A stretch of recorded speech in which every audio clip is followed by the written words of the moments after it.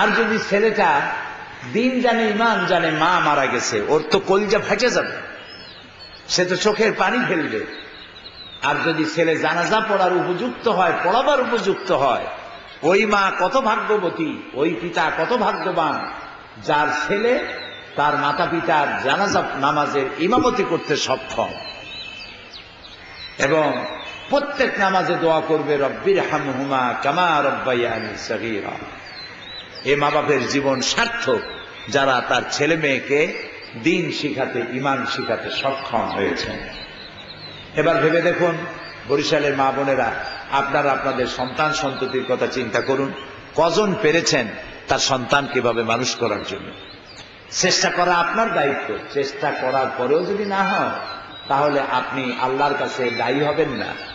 নূহ আলাইহিস সালাম আল্লাহর পয়গম্বর, ছেলে হলো কাফের, তাতে নূহ আলাইহিস সালামের কোনো অসুবিধা নাই। তিনি হেদায়েতের দাওয়াত দিয়েছিলেন, ছেলের কপালে নাই। লূত আলাইহিস সালাম আল্লাহর পয়গম্বর, কিন্তু বউ হলো কাফের, সেজন্য লূত আলাইহিস সালামের কোনো অসুবিধা নাই, কারণ তিনি দাওয়াত দিয়েছেন, তার স্ত্রীর কপালে নাই। ওদিকে ফেরাউন কাফের, ও যাবে জাহান্নামে, আর তার বউ ঈমান এনেছে, বউ যাবে আল্লাহর জান্নাতে। নাম কি? আসিয়া। তার উপরে আল্লাহ এত খুশি ছিলেন, আসিয়াকে মারা হচ্ছিল। ফেরাউন বলেছে আসিয়াকে মারো। কেন? আসিয়াকে বলেছে ফেরাউন যে আমার উপর ঈমান আনো, আমারে রব বলে ডাকো, ইলাহ বলে ডাকো।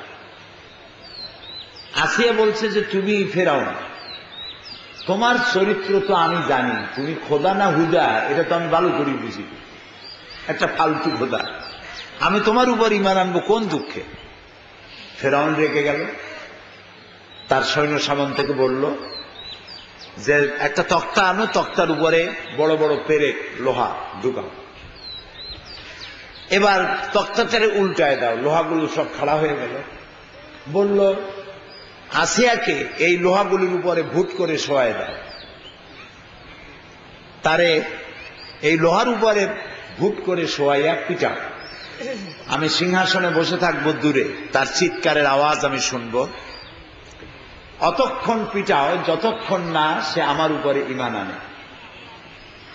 এভাবে তারে মারা হচ্ছিল, আর লোহাগুলি তার বুকের মধ্য দিয়ে, শরীরের মধ্য দিয়ে পিঠের থেকে বেরোতেছিল।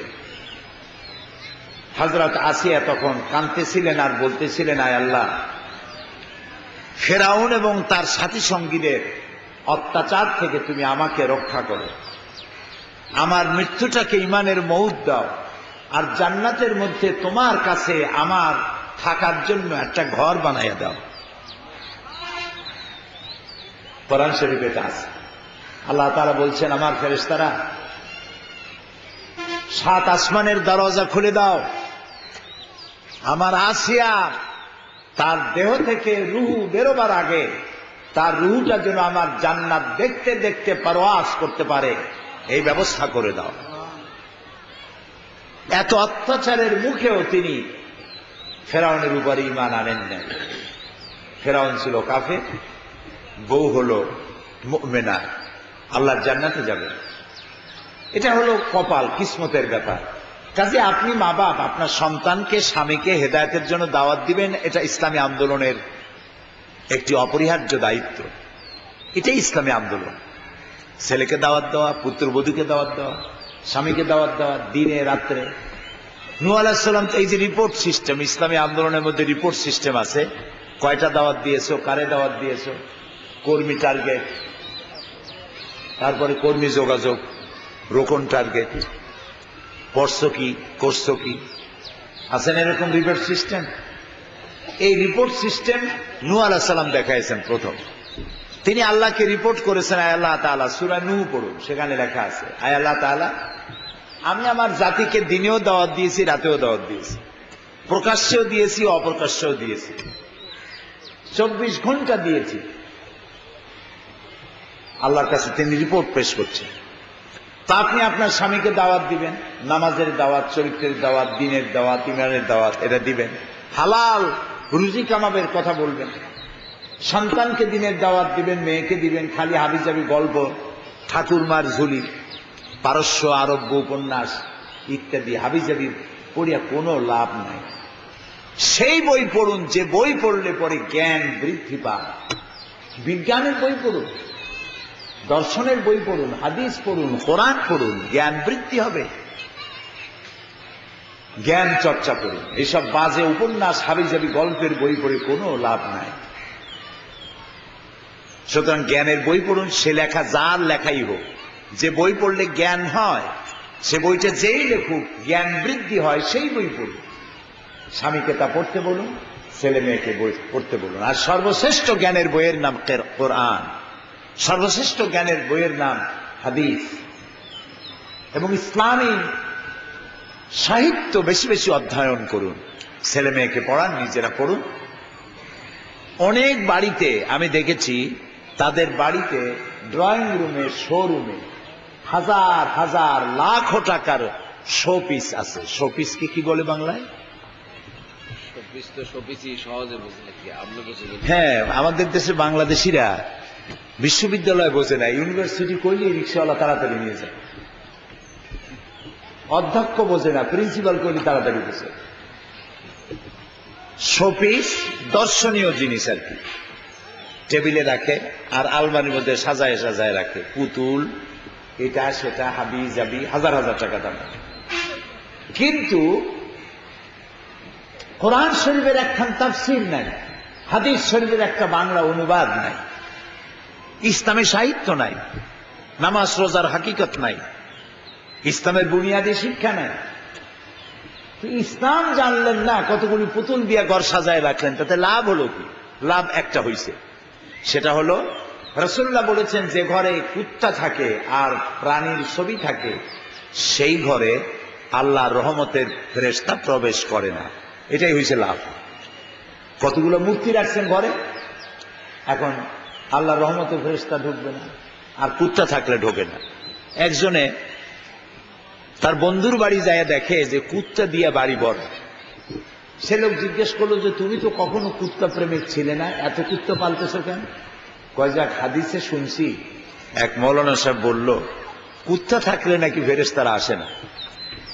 তো মালাকুল মউত আজরাইল সে তো এক ফেরেশতা, কুত্তা থাকলে আমার সাথে সাথে দেখি ফেরেশতা আসে কেমনে। কি বুদ্ধি! ওই কুত্তাওয়ালার বন্ধু ছিল খুব বুদ্ধিমান, সে বললো যে আচ্ছা তুমি তো ভালো বুদ্ধির কাজ করছো, যে কুত্তা আছে বলে তোমার কাছে মালাকুল মউত আসবে না, কিন্তু কুত্তা যে মরে তা কি তুমি জানো? তা তো জানি, কুত্তা তো মরে। আজরাইল না আসলেও কুত্তা মারে যে ফেরেশতায়, তোরে মারবে সেই ফেরেশতায়। তাহলে বিষয়টা হচ্ছে এই যে ঘরের মধ্যে মূর্তি রেখা, কুত্তা রেখা, এগুলির চাইতে মূর্তি টুর্তি হাবিজাবি শোপিস হাজার হাজার টাকা, লাখ লাখ টাকা দিয়ে এগুলা না কিনা আপনার ড্রয়িং রুম, বসার রুম বই দিয়ে সাজান, চোখ ঠান্ডা হয়ে যাবে। প্রতিদিন অন্তত কোরআনে কারীমের একটা ছোট্ট সূরা, 2টা আয়াত ব্যাখ্যা সহকারে পড়ুন। আর কোরআনের বর্তমান বিশ্বের শ্রেষ্ঠ তাফসীরের নাম তাফহিমুল কোরআন। পুরুষেরা জোরে কন্ত কি নাম? এটি বাংলা ভাষায় পাওয়া যায়, 19 খণ্ডে সমাপ্ত। আমি এ ব্যাপারে নিশ্চিত, কোন বিজ্ঞ মুসলমান যার জ্ঞান আছে, বুদ্ধি আছে, চিন্তাশীল, সে যদি তাফহিমুল কোরআনের প্রথম খণ্ডের কোরআন পরিচিতি এই চ্যাপ্টারটা পড়ে, তাহলে 30 পারা তাফহিমুল কোরআনের 30টা পারা, 19টা খণ্ড পুরাটা পড়তে সে বাধ্য হবে। আপনার জীবনের আমূল পরিবর্তন হবে। তাফহিমুল কোরআন কিনুন, আর ইসলামী সাহিত্য পড়ুন, হাদিসের বাংলা অনুবাদ বই আছে সেগুলি পড়ুন, চিন্তার জগতে পরিবর্তন আসবে, সত্যিকারের মুসলমান মুমিন হয়ে জীবন যাপন করতে পারবে। আমি পড়াশোনার প্রতি আপনাদের বেশি জোর দিচ্ছি। আর পর্দা করে চলা, পর্দা মানে এটা নয় যে বোরখা পরে সারাক্ষণ ঘরের মধ্যে বসে থাকুন। পর্দা হচ্ছে অবাধ, পরপুরুষের সাথে অবাধ মেলামেশা থেকে নিজেকে মুক্ত রাখুন। আপনি চাকরি করবেন ঠিক, কিন্তু আপনার বস বা অন্যদের সাথে ফ্রি মিক্সিং, অবাধ মেলামেশা থেকে নিজেকে দূরত্ব বজায় রেখে চলুন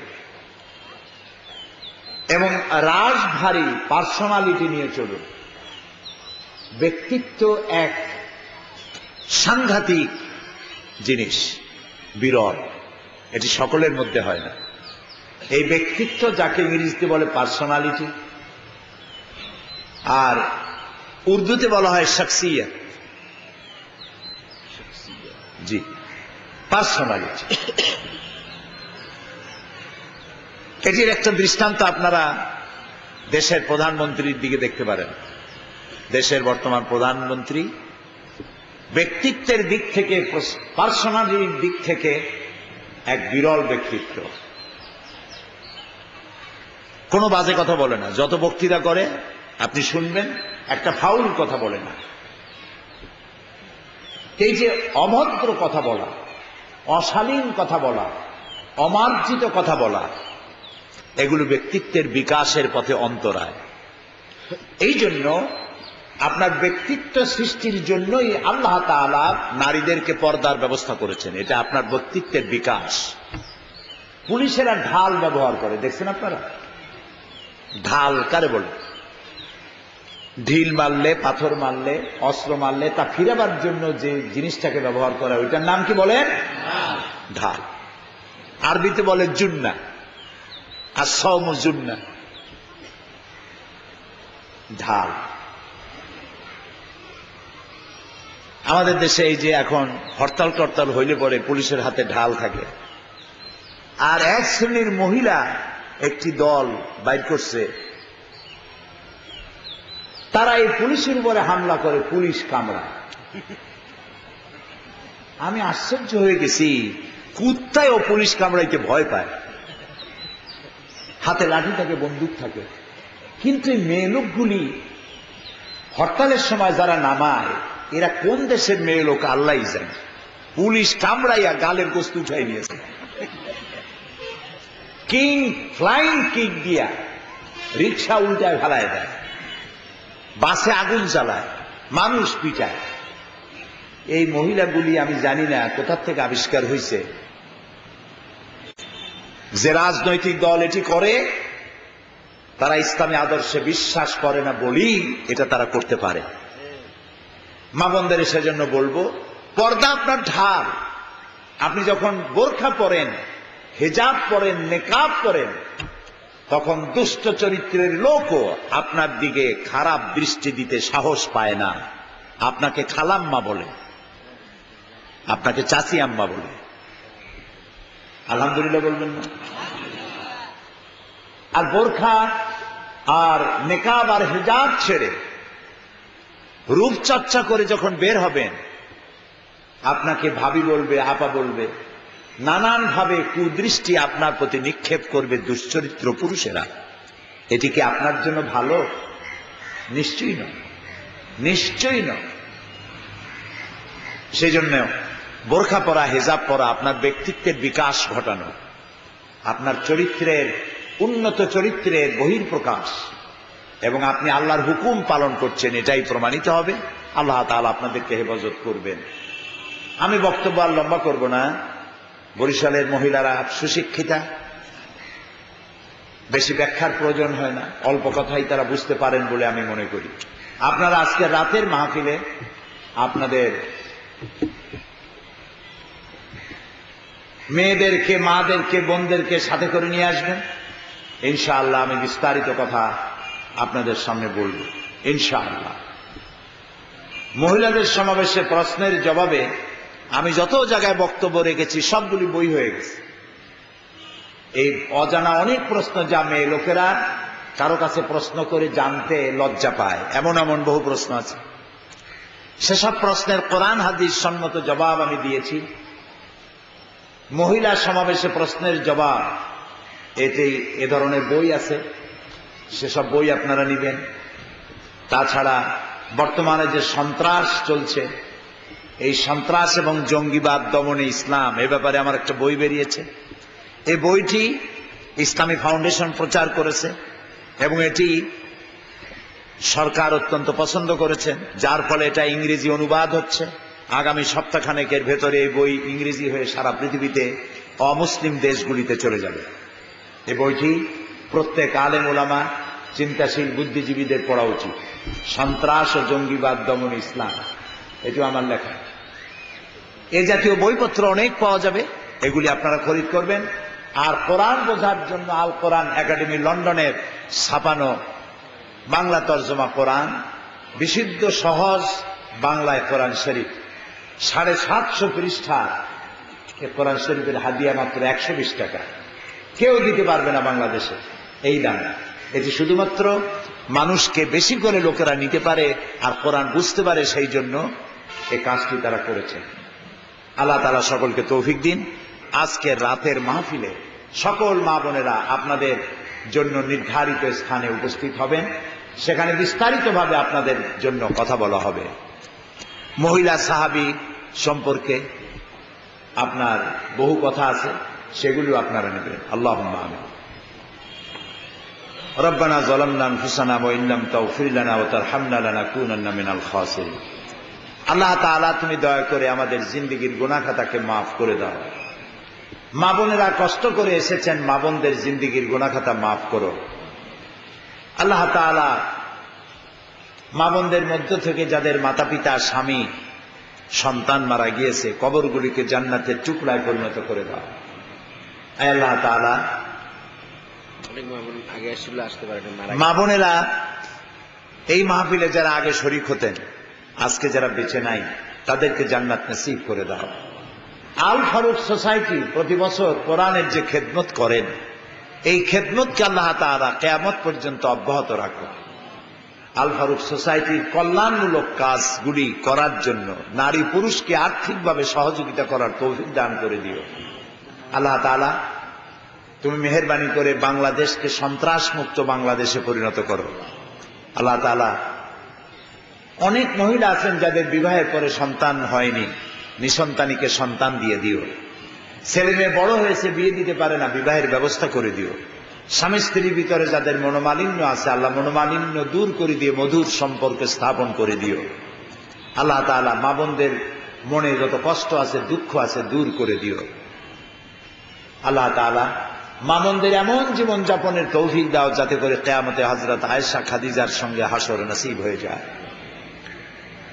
ربنا تقبل منا إنك أنت السميع العليم وتب علينا إنك أنت التواب الرحيم سبحان ربك رب العزة عما يصفون وسلام على المرسلين والحمد لله رب العالمين واجعل آخر كلامنا عند الموت لا إله إلا الله মুহাম্মাদুর রাসূলুল্লাহ।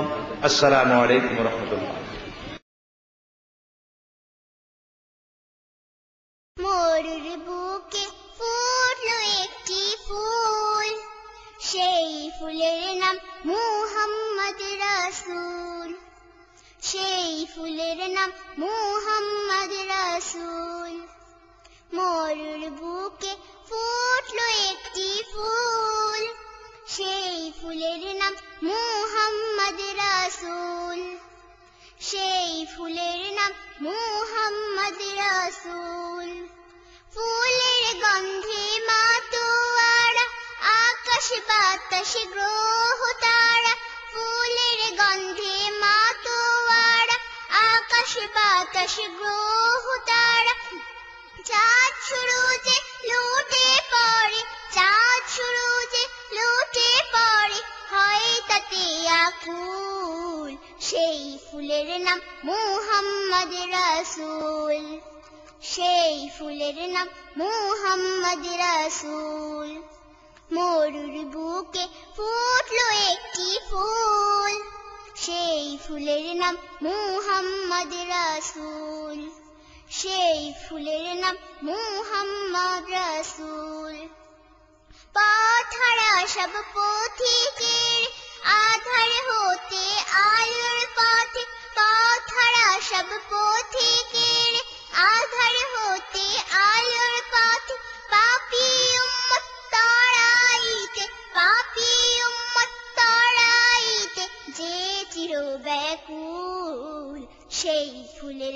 মুহাম্মদ রাসূল সেই ফুলের নাম মুহাম্মদ রাসূল মরুর বুকে ফুটলো একটি ফুল সেই ফুলের নাম মুহাম্মদ রাসূল সেই ফুলের নাম মুহাম্মদ রাসূল সেই ফুলের নাম মুহাম্মদ রাসূল সেই ফুলের নাম মুহাম্মদ রাসূল